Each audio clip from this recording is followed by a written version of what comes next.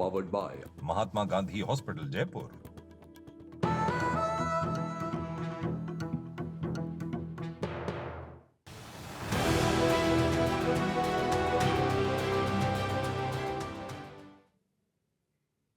नमस्कार, आप सभी का स्वागत है एनडीटीवी राजस्थान पर और मैं हूं आपके साथ शुभेंदु सिंह। आप देख रहे हैं सबसे बड़ा मुद्दा, वन स्टेट वन इलेक्शन की दिशा में राजस्थान की भजनलाल सरकार ने बड़ा कदम उठाया है और इसको लेकर के बड़ा फैसला लिया गया। सरकार ने अधिसूचना जारी कर प्रदेश में पंचायत चुनाव टाल दिए हैं और यह बड़ा साहसिक फैसला है क्योंकि प्रदेश में कुल 11,194 ग्राम पंचायतों में से 6,759 ग्राम पंचायतों का कार्यकाल इसी जनवरी महीने में पूरा होना था। 704 पंचायत का कार्यकाल मार्च में पूरा होगा और 3,847 पंचायतों का कार्यकाल सितंबर अक्टूबर में पूरा होगा।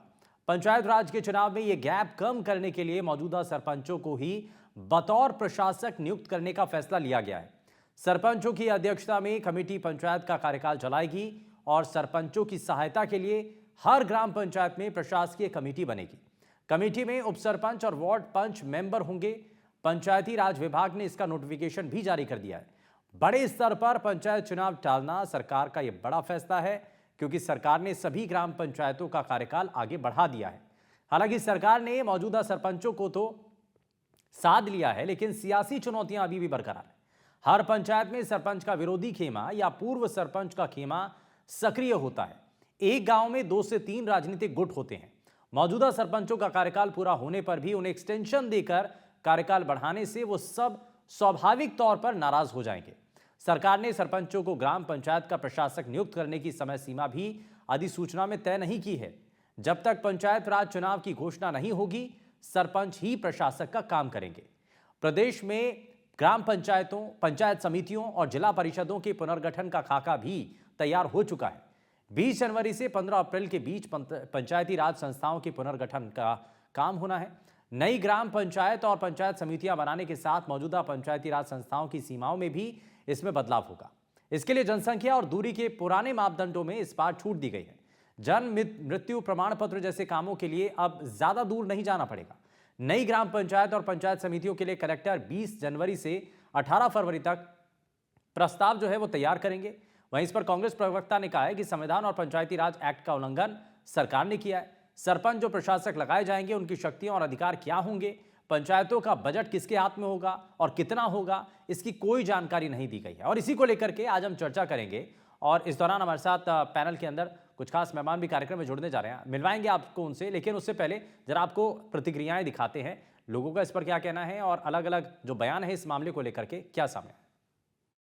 राजस्थान सरकार ने पंचायती राज एक्ट के प्रावधानों का उल्लंघन करा, संविधान का उल्लंघन करा और चुनाव नहीं करवाए और अब संभावित विरोध को देखते हुए इस तरह का ये निर्णय लिया है कि जो सरपंच हैं वही प्रशासक होंगे, लेकिन उनकी शक्तियां क्या होगी, कौन प्रस्ताव भेजेगा, विकास के कार्य के लिए बजट आवंटित कैसे होगा, इस बारे में कोई प्रकाश नहीं डाला गया। केवल और केवल चुनाव टालने की जो है ये भारतीय जनता पार्टी की सरकार ने निर्णय लिया है। वन स्टेट वन इलेक्शन के बाद प्रदेश भर में राज्य सरकार ने सरपंचों के कार्यकाल को बढ़ाया है। वहीं कुछ आम लोग और सरपंच हमारे साथ मौजूद हैं। हम उनसे बातचीत करेंगे कि आखिर राज्य सरकार के इस फैसले को वो किस दृष्टि से देखते हैं। क्या राज्य सरकार द्वारा वन स्टेट वन इलेक्शन के फैसले को प्रभावी मानते हैं?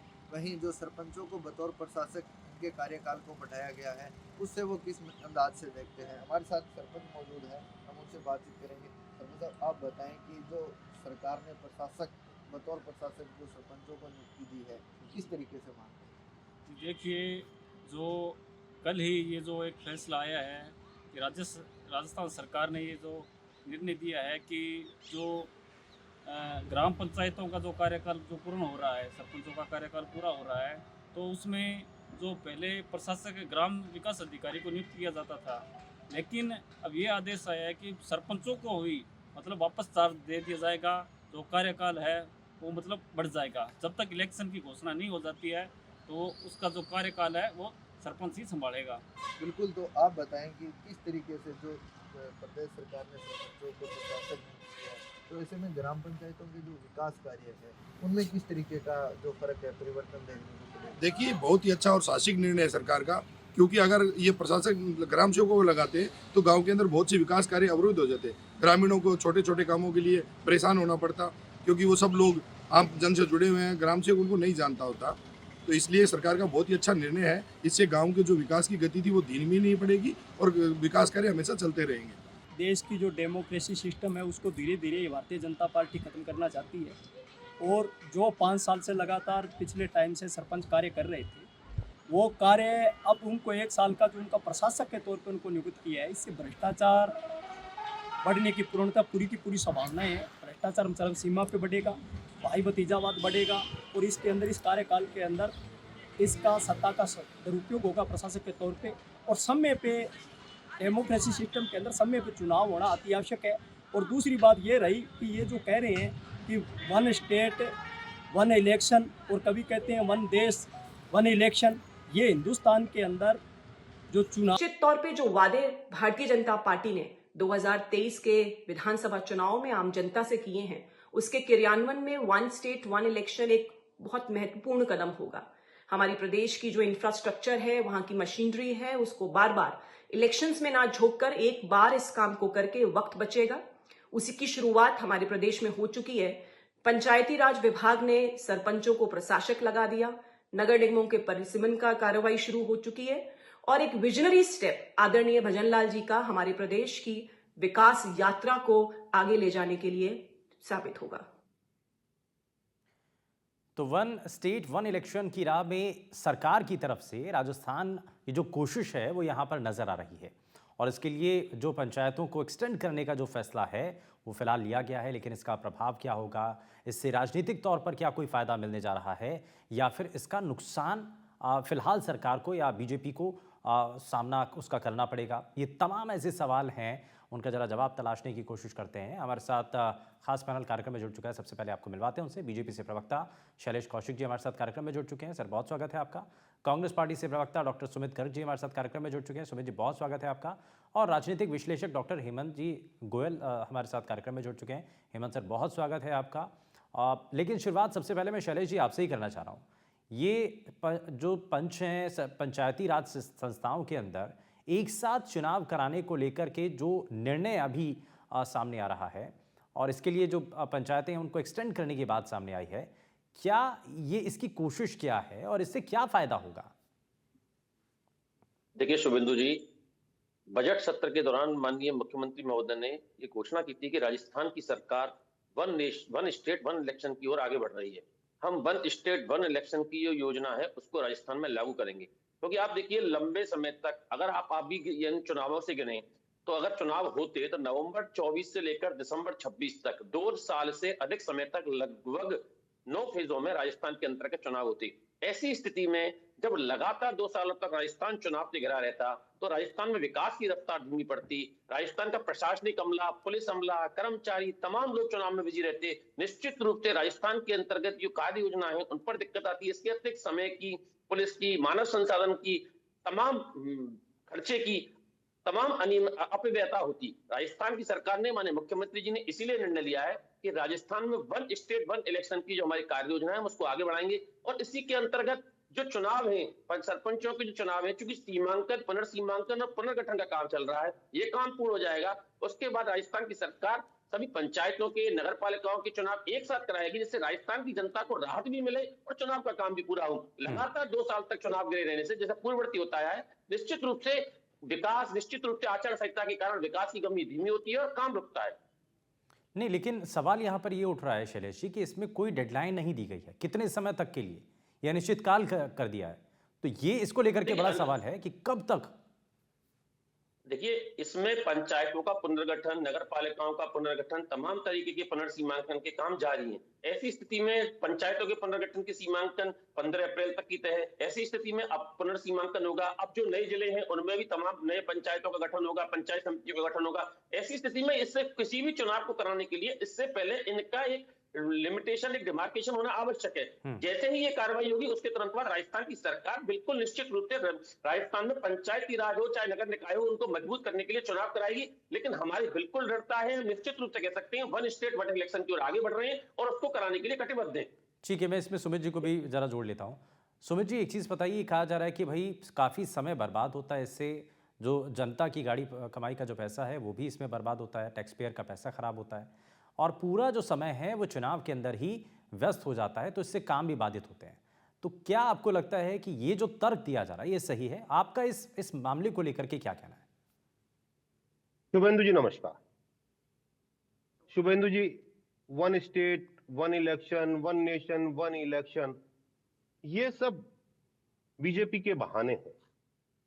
समस्या संविधान है, और संविधान में भी सबसे ज्यादा समस्या जो है वो संविधान में जो एक शब्द जो बड़ी मजबूती के साथ लिखा गया है, जिसपे हमारा देश चल रहा है, जिसके चलते आप और मैं अपनी बात मजबूती के साथ कह सकते हैं, सुन सकते हैं, समझ सकते हैं, वो है लोकतंत्र। समस्या लोकतंत्र में से, लोकतंत्र में भी तंत्र से समस्या नहीं है, लोक से समस्या है कि तंत्र लोक के पास नहीं रहना चाहिए। हाँ, मैं इस पर वापस लौटता हूँ, इस पर जरा एक रिएक्शन ले लेता हूँ शैलेश जी से, उसके बाद मैं वापस लौटता हूँ आपके पास। शैलेश जी, जरा इस पर जवाब दीजिए। वो कह रहे हैं कि लोकतंत्र खतरे में है। देखिए शुभेंदु जी, बड़े शर्म की बात है कि जिन लोगों ने हिंदुस्तान के इतिहास में लोकतंत्र की और संविधान की हत्या की है, वो लोग आज लोकतंत्र की दुहाई दे रहे हैं। मैं पूछना चाहता हूं, आपातकाल का वो समय जिस तरीके से आपके पत्रकार बंधुओं को जेल में, कुलदीप नैयर समेत 250 पत्रकारों को जेल में डाल दिया, जिस तरीके से तमाम नेताओं को बंद कर दिया, जिस तरीके से सिख नरसंहार के माध्यम से 1984 में तमाम तरह की घटनाएं की गई, जिस तरीके से संविधान का 39वां संशोधन करके लगातार इसका कोई अंत नहीं है। खैर, नहीं, लेकिन मैं बात पूछना चाहता हूं, ये लोग लोकतंत्र संविधान की हत्या की बात करते हैं। हम निश्चित रूप से कह रहे हैं संविधान में लोकतंत्र यहाँ आवश्यकता होगी संशोधन करके, लेकिन ऐसी आवश्यकता क्या है कि लगातार राजस्थान को 2 साल तक चुनावों में रोका जाए? क्यों राजस्थान की जनता की कमाई को, गाड़ी कमाई को फूका जाए? राजस्थान की जनता के लिए हम एक समय पर चुनाव कराएंगे, वन स्टेट वन इलेक्शन कराएंगे, राजस्थान की जनता को जो उनका हक है उसको देंगे, पंचायत की राज को भी मजबूत करेंगे। लेकिन कांग्रेस के संग दिक्कत यह है कि कांग्रेस अपनी आप इस चीज को स्वीकार नहीं करती, दूसरे पर आरोप प्रत्यारोप लगाती है। ठीक है, मैं इस पर जवाब लूंगा, लेकिन इस बीच हमारे साथ सरपंच संघ के कार्यकारी प्रदेश अध्यक्ष नेमीचंद मीना जी भी कार्यक्रम में जुड़ चुके हैं। नेमीचंद जी, बहुत स्वागत है आपका। मैं लेकिन आपके पास आऊँ उससे पहले मैं एक रिएक्शन इसमें हेमंत जी से भी लेना चाह रहा हूँ। हेमंत जी, इसमें सिर्फ सियासत नज़र आ रही है? इसके पीछे जो तर्क दिया जा रहा है, जो बताया जा रहा है कि भाई समय बर्बाद हो रहा है, संसाधन खराब होते हैं और इसमें अथाह पैसा व्यर्थ चला जाता है, तो ये सब चीज़ें क्या ये मायने रखती हैं, या इसके पीछे कुछ और राजनीतिक तौर पर कोई स्ट्रैटेजी है, कोई कदम है, जैसा आप कांग्रेस पार्टी के नेता कह रहे हैं?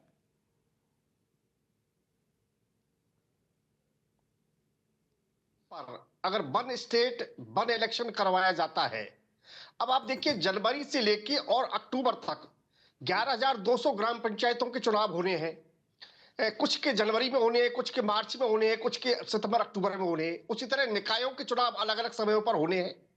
क्या चुनाव होते वक्त आचार संहिता नहीं लगती है? पूरी मशीनरी झोंकनी पड़ती है, संसाधन झोंकने पड़ते हैं, तमाम तरह के खर्चे होते हैं। अगर उन सबको समेट कर एक साथ अगर इलेक्शन करवाए जाते हैं, तो क्या हर चीज का विरोध करना संविधान के नाम पर जरूरी है क्या? इसमें संविधान का उल्लंघन कहां हो गया?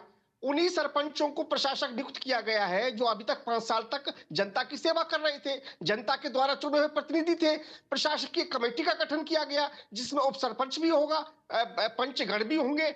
उस कमेटी से राय लेकर वो जो सरपंच, जो प्रशासक बनेंगे, वो काम को अंजाम देंगे। अब इसमें कहां संविधान का उल्लंघन हो गया?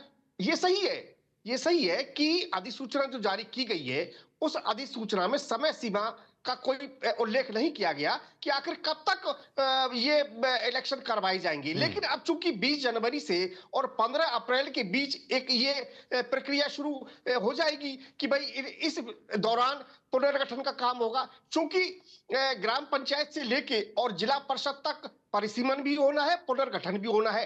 अब 33 जिले की जगह 41 जिले हो गए। चूंकि अब 8 जिला परिषद का भी गठन होना है, तमाम तरह की कुछ ग्राम पंचायतें भी कुछ बढ़ने की बात है, क्योंकि अभी 11,200 ग्राम पंचायतें जो बढ़कर 12,000 हो सकती हैं। तो तमाम जो प्रक्रिया चल रही है वो अगर इसमें हो रही है और अगर ग्राम का विकास बाधित नहीं होता है तो दिक्कत कहां आ गई है? अभी हमारे प्रवक्ता, कांग्रेस के प्रवक्ता मित्र हमारे सुमित जी कह रहे थे कि भाई लोकतंत्र से लोक गायब हो जाता है। अरे भाई, लोकतंत्र में है तभी तो चुने प्रतिनिधियों को दोबारा प्रशासक नियुक्त किया गया है, सरकारी खरीदों को नियुक्त नहीं किया गया। तमाम विकास कार्य लगातार चलते रहेंगे। कोई अनियमितताएं नहीं होंगी, किसी तरह की कोई दिक्कतें नहीं होंगी, विकास कार्य बाधित नहीं होंगे। इसमें दिक्कत कहाँ गई? अगर आपको विकास किसी भी कदम का विरोध करना है, आप कर सकते हैं, आप विपक्ष में बैठे हैं, आपका धर्म है। लेकिन अगर आप धर्म को अच्छे से निभाएंगे, करीने से निभाएंगे, ईमानदारी से निभाएंगे, तो जनता को भी अच्छा लगेगा। तो मुझे नहीं लगता। हाँ, एक बात और भी है कि जैसे ग्राम पंचायतों में सरपंच को प्रशासक नियुक्त किया गया, बेहतर होता कि जो शहरी निकाय है, चूंकि वो भी उनका भी कार्यकाल कई का पूरा हो चुका है, वहां पर भी उन्हीं जो नगरपाल का अध्यक्ष है या परिषद के अध्यक्ष है, उन्हीं को प्रशासक नियुक्त कर दिया जाता, तो एक शहरी और ग्रामीण क्षेत्र में भेदभाव जैसी स्थिति पैदा नहीं होती। तो मुझे लगता है कि कुछ बातों को छोड़कर मुझे नहीं लगता कि इससे कोई निर्णय में कोई दिक्कत है। ठीक है, इस पर सुमित जी का जरा एक रिएक्शन ले लेते हैं। सुमित जी, आप इस पर कुछ कहना चाह रहे हैं? और दूसरा टू द पॉइंट सर, इस पर बात करेंगे, सिर्फ टू द पॉइंट। नहीं, शुभेंदु जी, शैलेंद्र जी ने मेरी पार्टी पर आरोप संविधान को लेकर लगाया, तो मैं पूछना चाहता हूं शैलेंद्र जी से, आप संविधान को मानते हो, गोलवलकर को मानते हो, सावरकर को मानते हो कि सुदर्शन को मानते हो? क्योंकि उन्होंने तो कहा था इसको कचरे के डिब्बे में फेंक दो, आप जवाब नहीं दे पाओगे। शुभेंदु जी, मैं वापस जवाब आ जाता हूँ। आपात के दौरान कलंदर आपकी सरकार ने की थी, और क्या आपको स्वीकार करने में दिक्कत नहीं हुई थी? संविधान की हमने स्वीकार किया, हमने गलती मानी। आप बोलते हो क्या सावरकर ने गलत कहा? हम कहते हैं वो गलती थी, हम उसको स्वीकार करते हैं। आप में हिम्मत है ये कहने की? नहीं कह पाओगे क्योंकि डरपोक हो, डरते हो, अब बीच में बोले ना। नहीं शैलेश जी, अच्छा एक मिनट सुमित जी, शैलेश जी, शैलेश जी, शैलेश कौशिक जी, एक ही करके बात करते हैं, एक मिनट पहले एक बारी बात पूरी हो जाए। सुमित जी, हाँ बताइए। अच्छा ठीक है सुमित जी, बताइए। हाँ, केवल एक ही बात आती है। अब मैं आ जाता हूं इनके आज के टॉपिक पर। शैलेश जी, शुभेंदु जी, क्या ये सारा प्रपंच करने से पहले सरकार को नहीं चाहिए था विपक्षी दलों से बात करें, उनको अपनी रूपरेखा बताएं? लेकिन कुछ है नहीं, इसलिए नहीं बताया जा रहा। अब कहा जा रहा है कि साहब सरपंचों को बिठा दिया गया है। कब तक, कितने दिन तक, कुछ नहीं पता। और मैं बता देता हूं, चले शुभेंदु जी, आप लिख के रख लीजिए, ये जो सरपंचों को लाया गया है ना, ये फौरी तौर पर विरोध को रोकने के लिए लाया गया है। असली मकसद तो वो प्रशासकीय समिति है जिसको ये और लेके आए, उसके मार्फत से पंचायती राज का पे कब्जा करेंगे। और मैं कह देता हूं, ये संविधान में संशोधन का विषय है, ये कैसे कर लेंगे? 2/3 मेजोरिटी है इनके पास? नहीं है। कैसे 1 नेशन 1 इलेक्शन कर लेंगे? केवल प्रोपोगेट करना है, संस्थाओं को कब्जाने के लिए कोई ना कोई तरीका लेना है और समय खराब करना है। मैं फिर कह रहा हूं, इनको चाहिए कि कोई ना कोई कंस्ट्रक्टिव काम करे, और कोई काम करना चाहते हैं तो विपक्ष को और बाकी दलों को आप कॉन्फिडेंस मिले, उसके बगैर आप कैसे कर लेंगे? ठीक है, इस पर मैं जवाब लूंगा। क्या होगे, वहां नहीं टिक पाएगा। ठीक है, इस पर मैं जवाब लूंगा, लेकिन उससे पहले जरा नेमिचंद मीरा जी भी हमारे साथ कार्यक्रम में। नेमिचंद जी, एक चीज बताइए कि इस फैसले को लेकर के आपका क्या कहना है? आपको लगता है कि एक तो तारीखों का अभी कुछ पता नहीं है कि भाई कब तक के लिए पंचायतों को टाल दिया गया, आगे कब चुनाव होगा, इसके बारे में अभी कुछ नहीं जाना जा सकता है, पुनर्गठन होगा, सीमांकन होगा, हाँ ये सब चीजें होनी है, तो यानी कि इसमें लंबा समय लगेगा। शुभेंद्र जी, सबसे पहले तो मैं सभी दर्शकों को मेरी तरफ से नमस्कार। मैं आपके चैनल के माध्यम से माननीय मुख्यमंत्री अपने भजन लाल शर्मा जी का धन्यवाद अर्पित करना चाहूंगा, और जो केकड़ी विधायक है शत्रुघ्न गौतम जी, उनका भी धन्यवाद ज्ञापित करना चाहूंगा, क्योंकि उनने कहीं ना कहीं इस पूरे मामले में कड़ी का काम किया है। और मैं मुख्यमंत्री महोदय का इसलिए धन्यवाद देना चाहता हूं कि पंचायती राज व्यवस्थाओं में जो लोकतंत्र है उसको जिंदा रखने के लिए अगर ये व्यवस्था करी, तो ये मैं उनके पूरे राजस्थान में खुशी की लहर है। और वो इसलिए नहीं है कि सिर्फ सरपंच कुर्सी पर रहना चाहते हैं, इसलिए कि ये जो व्यवस्था विशेष परिस्थितियों में चुनाव आगे पीछे हुए, उनको जब सरकार एक साथ करवाना चाहती है, बार बार आचार संहिता से बचना चाहती है, जनता के काम निर्बाध रूप से होते रहे, इसके लिए नई व्यवस्था अपने को करनी पड़ेगी। तो ये स्वागत योग्य फैसला है, और इसका मैं तो मानता हूं कि विपक्ष को भी इसका स्वागत करना चाहिए, क्योंकि अगर इसको एक साथ नहीं करते तो बार बार जो आचार संहिता लगती रहती है, लोगों के काम बाधित होते रहते हैं। नहीं नेमिचंद जी, इसमें ये तो कहा जा रहा है कि भाई जो सरपंच बने हुए हैं उनको तो बड़ा फायदा है, वो तो खुश होंगे ही, लेकिन जो बाकी विपक्षी खेमा है वो तो सवाल उठाएगा कि भाई आपको बिना चुनाव लड़े ही आपको एक और एक्सटेंशन मिल गया है। एक्सटेंशन नहीं मिला है सर। सरकार जब अपनी व्यवस्थाओं को दुरुस्त करना चाहती है, जब 1 स्टेट 1 इलेक्शन पे काम करना चाहती है, तो जाहिर सी बात है कि उसको एक जगह लाने के लिए कोई ना कोई गैप रखता है। आपको क्या लगता है कि क्या सरपंचों को नहीं देकर के अगर जो सचिवों को उसका कार्यभार दिया जाता तो गांव में विकास कार्य हो ही नहीं पाते?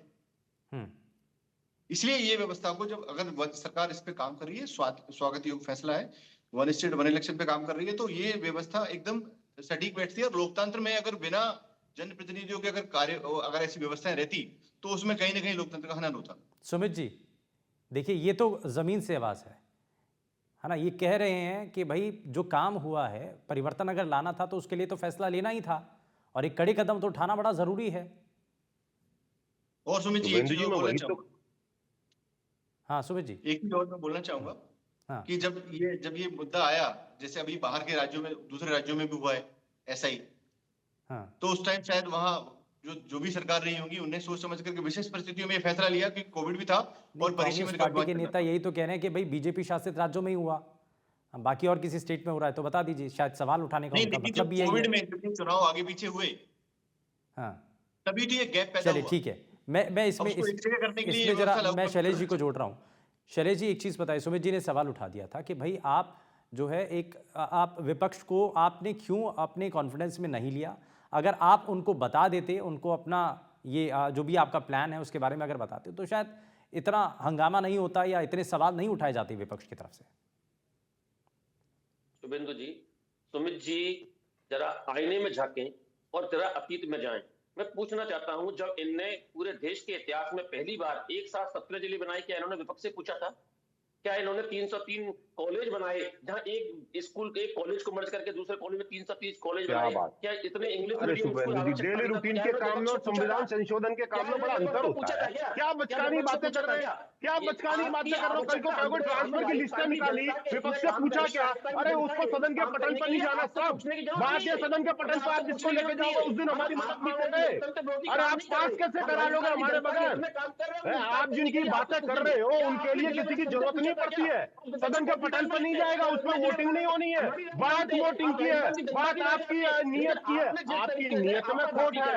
आप संवैधानिक संस्थाओं को कब्जाना चाहते हो, लोकतंत्र की संस्थाओं को नष्ट करना चाहते हो, अपनी जेब में रखना चाहते हो, इसलिए अपनी गरिबान में जाके देखिए। अरे हमारा पूरा हक है, इस देश के संविधान ने दिया है, जिसको आपके पूर्वज नहीं मानते थे, उस संविधान ने हमें हक दिया है। ठीक है, और हम ठीक है सर, ठीक है। अपने हक शैलेश जी और सुमित जी, ठीक है, ठीक है। एक मिनट और बोलूंगा।